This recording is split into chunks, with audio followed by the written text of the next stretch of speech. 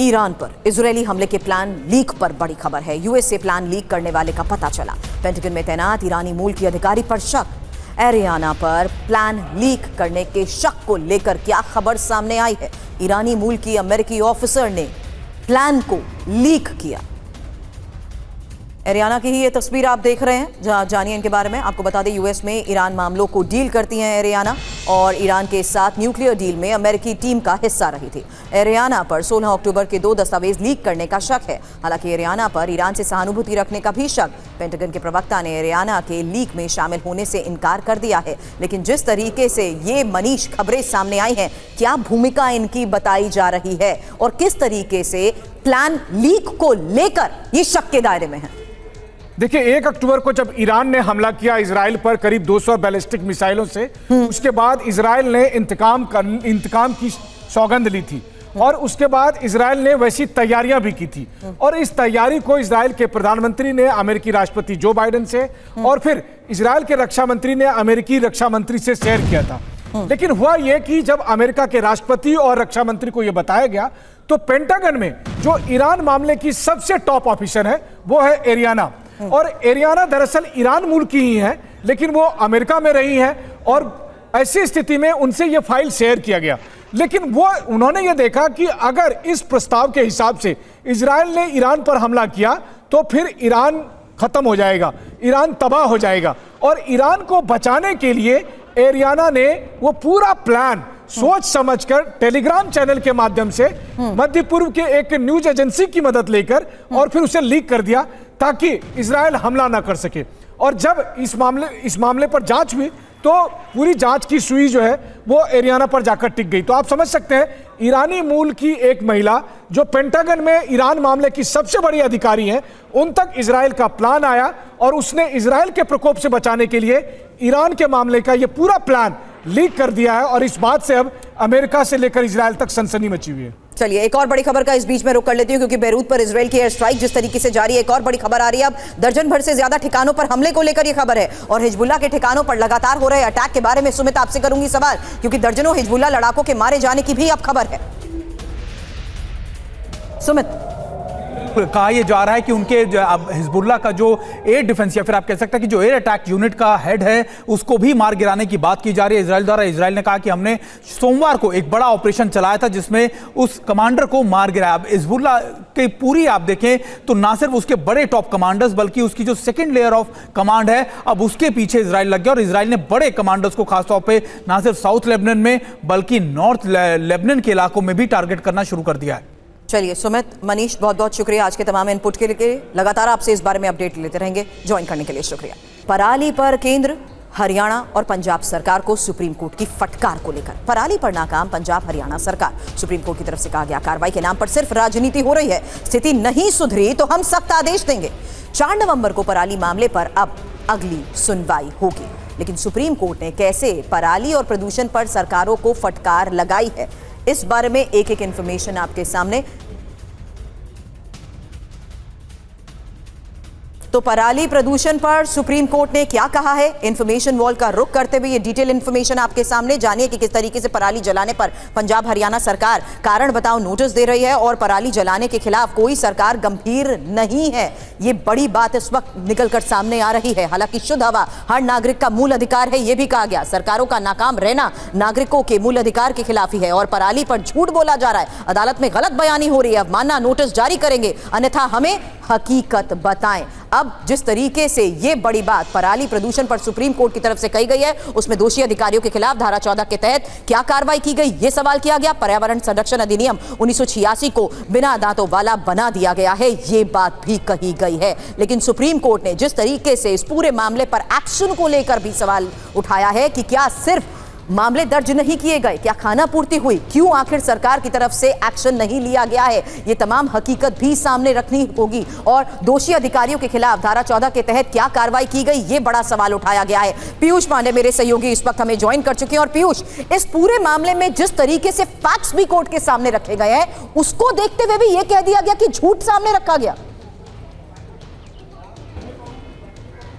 बिल्कुल सुरभि, देखिए जब हरियाणा और पंजाब की तरफ से फैक्ट्स रखे जा रहे थे, तब ये बताया जा रहा था कि इतने हजार मामले हुए और इतनी कार्रवाई हुई, तब सुप्रीम कोर्ट ने स्पष्ट तौर पर कहा कि आपने 1080 एफआईआर दर्ज की, लेकिन महज 400 मामलों में कार्रवाई की और वो भी बहुत हल्की कार्रवाई की गई। तो ऐसे हमें गलत बयानी न करें हमारे सामने और फैक्ट को सही तरीके से बताएं। इसके अलावा भी एफिडेविट में बहुत सारी जो बातें कही गई थी उस पर भी सुप्रीम कोर्ट ने सवाल उठाया।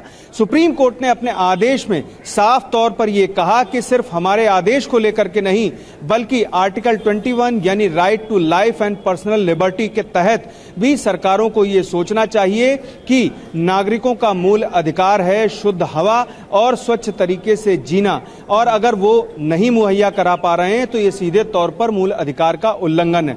और इसी के मद्देनजर सुप्रीम कोर्ट ने केंद्र सरकार से ये कहा है कि इसमें मुआवजे की जो राशि है उसको बढ़ाने पर विचार करे और पुनर्विचार करके हमें 4 नवंबर तक बताए। साथ ही जो पंजाब की तरफ से प्रस्ताव दिया गया कि एक कोष मुहैया कराया जाए पंजाब सरकार को, ताकि जो डीजल ट्रैक्टर्स हैं उनको लेकर के वो निर्णय ले सके, और इस पर भी पुनर्विचार करने के लिए सुप्रीम कोर्ट ने केंद्र सरकार से कहा है। साथ ही दिल्ली सरकार को सीधे तौर पर निर्देश दिया है कि वो अनुपालन रिपोर्ट दाखिल करे कि आखिर 13 जगह दिल्ली में कैसे खुले में कूड़ा जलाया जा रहा है, जबकि सीधे तौर पर सुप्रीम कोर्ट के पूर्व के जो निर्देश हैं वो साफ तौर पर इस पर प्रतिबंध लगाते हैं। साथ ही सुप्रीम कोर्ट ने उत्तर प्रदेश सरकार, राजस्थान, हरियाणा, पंजाब और दिल्ली को इस मामले में अनुपालन रिपोर्ट दाखिल करने का निर्देश दिया है।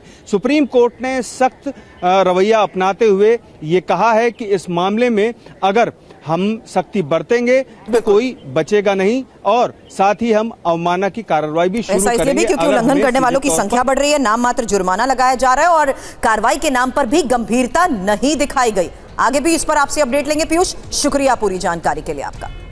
अब कांग्रेस लीडर प्रियंका गांधी वाड्रा ने वायनाड लोकसभा उपचुनाव के लिए अपना नामांकन पत्र दाखिल कर दिया है।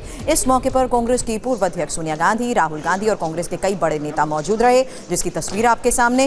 हालांकि आपको बता दें, नामांकन से पहले प्रियंका गांधी ने वायनाड में रोड शो भी किया, जिसमें इलाके के लोगों ने बढ़ चढ़कर हिस्सा लिया। वो तस्वीर भी अब से थोड़ी देर में आपके सामने होंगी, लेकिन उससे पहले नॉमिनेशन की ये तस्वीर। नामांकन के बाद आपको बता दें, प्रियंका गांधी ने क्या कहा उन्होंने, लोगों के साथ अपने कनेक्ट की वो बार बार बात कहती हैं। फिलहाल उनकी तरफ से क्या कहा गया, सुनिए।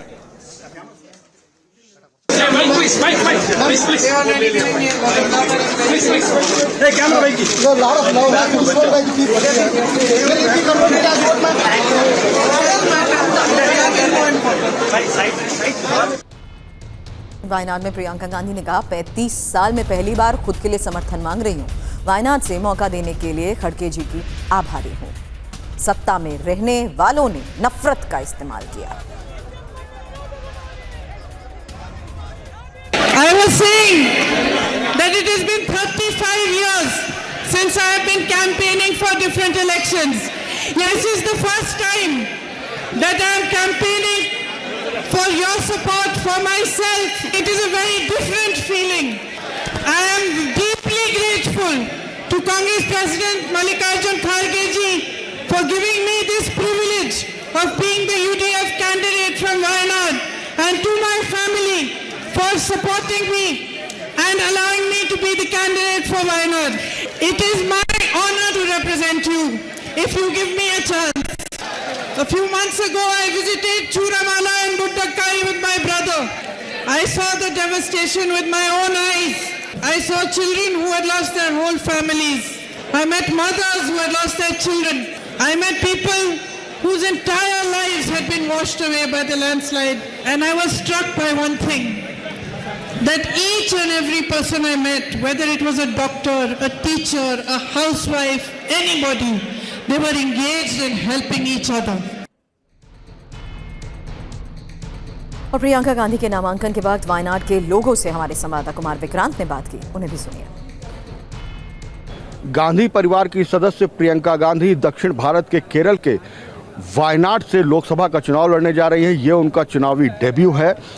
वायनाड वो सीट है जहां से 2019 में राहुल गांधी जीते और अमेठी हार गए थे।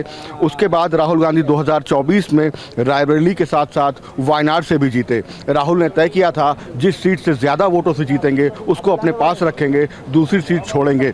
लेकिन राहुल पर यह दबाव था कि वायनाड ने अमेठी से हार के वक्त उनका साथ दिया। वायनाड ने राहुल गांधी और कांग्रेस का बुरे वक्त में साथ दिया। ऐसे में इमोशनल कार्ड राहुल गांधी के पास था, वो यही कि वायनाड से मेरा वो लगाव है। इसी लगाव के चलते उन्होंने अपनी छोटी बहन प्रियंका गांधी को वायनाड का जिम्मा सौंपा है। और ख़ास बात यह है कि जब प्रियंका गांधी नामांकन करने यहाँ पहुँची हैं तो निश्चित तौर पर राहुल गांधी, मल्लिकार्जुन खड़गे, सोनिया गांधी, रॉबर्ट वाड्रा, उनके बेटे रेहान वाड्रा सारे यहाँ पर पहुंचे हैं। आप क्या कहना चाहेंगे? मैं 5 लाख से ऊपर वोट से जीतेंगे प्रियंका गांधी। इधर जो इंडिया यूथ को जो प्रतीक्षा है वो प्रियंका गांधी, इसलिए इधर का लोग बहुत पसंद करता है, इसलिए हम लोग बहुत दूर से आया हुआ है। वो जीतेंगे पक्का। इधर सब खुशी है वो उसका। वायनाड की क्या उम्मीदें हैं प्रियंका गांधी से? वायनाड को देखो, अभी इधर का लोग जो है प्रियंका गांधी को देखो, पहले राहुल गांधी को कितना वोट्स को जिताया, उसको ज़्यादा वोट से कैसा भी इधर का लोग उसको वोट करके जिताएंगे।